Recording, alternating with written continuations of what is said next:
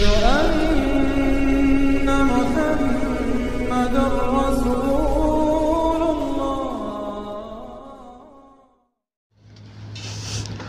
Assalamualaikum warahmatullahi wabarakatuh. Waalaikumsalam warahmatullahi wabarakatuh. Bersama Ustadz Lawyer Dakwah, kali ini sahabat Ustadz Lawyer, kami ingin pertanyakan yang terkait dengan masalah yang hari ini sedang viral, yaitu proses perdukunan palsu ini sering banyak menjadi sorotan bagi para masyarakat, yang dianggap ini juga meresahkan juga bagi masyarakat di lingkungan ataupun yang lainnya. Nah, ini kita ingin tahu lebih jelas tentang apa-apa sih yang menjadi fenomenal ini, agar jangan sampai terjadi kembali korban-korban yang mengakibatkan merugikan bagi masyarakat hari ini ke depannya, dan bisa menjadikan edukasi buat kita yang hari ini, terutama buat orang-orang yang awam, agar jangan sampai lagi menjadi korban-korban selanjutnya. Sekarang ini ingin tanyakan kepada narasumber kita hari ini. Silakan Pak Kiai. Assalamualaikum warahmatullahi wabarakatuh. Alhamdulillah. Wassalatu wassalamu ala Rasulillah Sayyidina wa Maulana Muhammad ibn Abdullah wa ala alihi wa sahbihi wa man walah, wa la hawla wa la quwwata illa billah, ma ba'd. Yang pertama, saya ingin berterima kasih kepada host saya Pak Hari Gunawan atas pertanyaannya, yang mana ini sangat bermanfaat untuk masyarakat luas. Karena mohon maaf, mayoritas daripada orang Indonesia masih percaya dengan hal-hal yang sifatnya masih di luar nalar. Dalam artian di luar nalar di sini lebih banyaknya imitasi, ya. Kalau memang di luar nalar sebagaimana yang dijelaskan di dalam kitab punya agama, karomah para wali itu memang betul, kita memang wajib percaya. Namun ini yang jadi permasalahan adalah suatu keajaiban atau keanehan, ya, bukannya keajaiban sih sebetulnya, lebih tepat keanehan.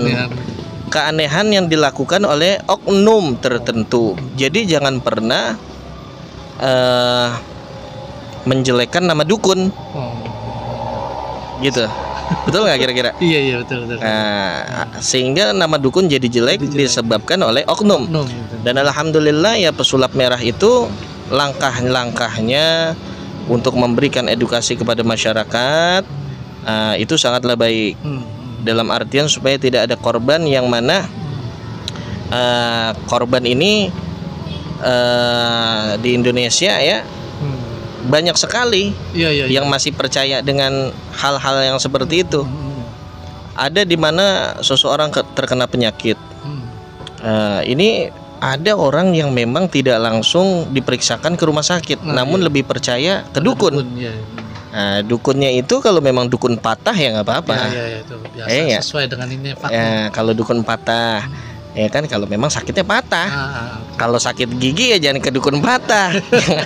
Nggak ketemu. Iya, nggak ketemu gitu. Nah, padahal begini, ada yang udah habis-habisan nih uangnya, ya kan. Betul. Dia datanglah ke paranormal. Padahal kan kita lebih normal, artinya kan gitu. Datang ke paranormal dengan trik-trik tertentu yang dilakukan oleh oknum dukun tersebut, ya. Sampai uangnya habis, baru pakai BPJS, baru ke rumah sakit. Kalah sama ininya. Iya, ini sangat disayangkan, gitu. Nah, dengan adanya Mas Marcel ini, pesulap merah, alhamdulillah kita jadi tahu bagaimana apa sih trik-trik yang dilakukan oleh para dukun tersebut. Namun kan kita ini kan tidak pernah mengingkari adanya karomah, suatu kelebihan yang diberikan oleh orang-orang yang dekat dengan Allah Ta'ala. Kalau para nabi dan rasul itu diberikan mukjizat, tapi kalau orang-orang soleh diberikan, para wali itu diberikan karomah.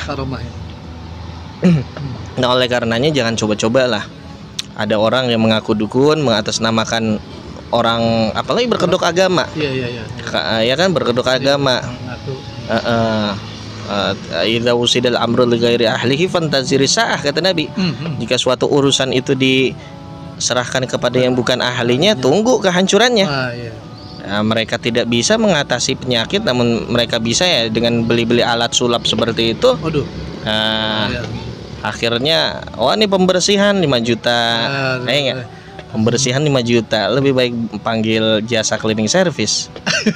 Pembersihan rumah. Betul. Nah, namun kita tidak pungkiri yang namanya orang soleh itu punya kelebihan tuh memang ada. Betul. Nah, tapi sekarang lebih banyak ya orang akal-akalan aja. Begitu.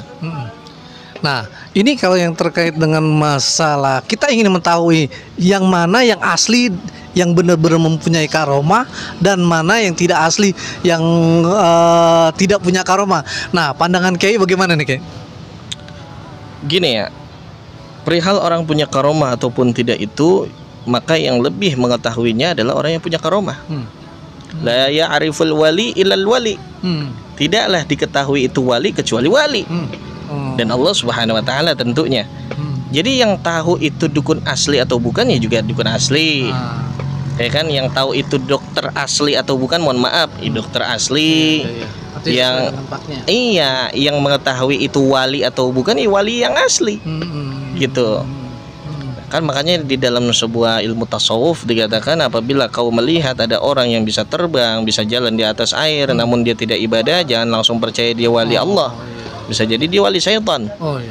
Nah, sehingga dalam hal ini ya bertobat orang-orang yang memang selama ini membohongi lah, menipu masyarakat luas, ya kan, karena bisa dikenakan dengan pasal penipuan. Dan orang-orang yang membantu dalam kelancaran daripada trik tersebut bisa dikenakan pasal penyertaan, hati-hati. Ya kan. Kalaupun ada dukun yang punya pengacara, kan begitu. Maka pengacara itu harus sadar dengan sumpahnya, karena masing-masing advokat itu telah dilantik dengan disumpah. Ya. Jadi kita yang namanya kita membela klien kita adalah bukan membela kebohongan, tapi kita membela klien dalam artian haknya di mata hukum.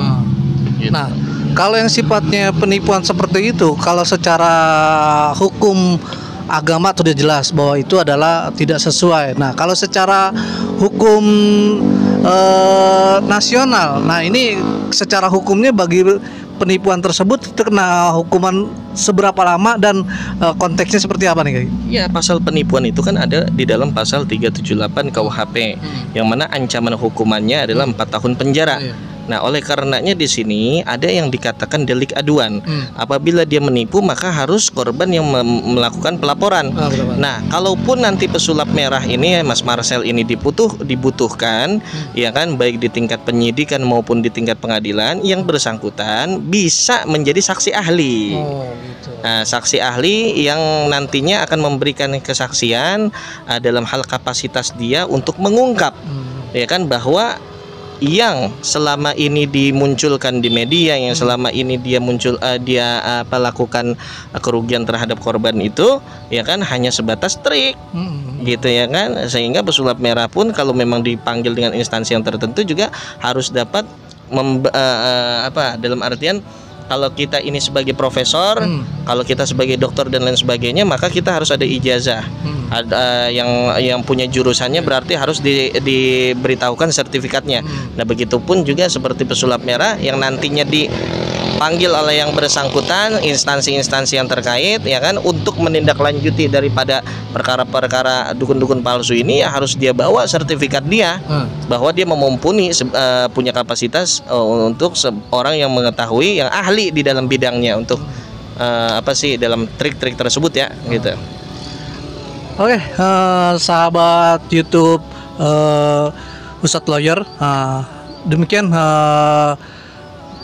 pertanyaan-pertanyaan yang mungkin ini menjadikan edukasi buat kita, ya, apabila kita berhadapan dengan yang sifatnya yang mana yang asli, mana yang palsu, mana yang benar dan mana yang salah. Jadi kita bisa mengetahui dari sisi mana sih, jangan hanya ketika dia merasa punya ilmu sedikit, sementara dia udah berusaha untuk mencoba-coba membuat satu praktek yang nanti yang akibatnya akan menjadi banyak korban yang akan bisa menjadi tidak bagus untuk kedepannya. Demikian pertanyaan ataupun tanya jawab kita kepada Ustadz Lawyer hari ini. Semoga ini bisa bermanfaat dan bisa menjadikan edukasi buat kita semua yang terutama yang awam, agar jangan sampai terjadi korban-korban selanjutnya. Kami akhiri, wassalamualaikum warahmatullahi wabarakatuh.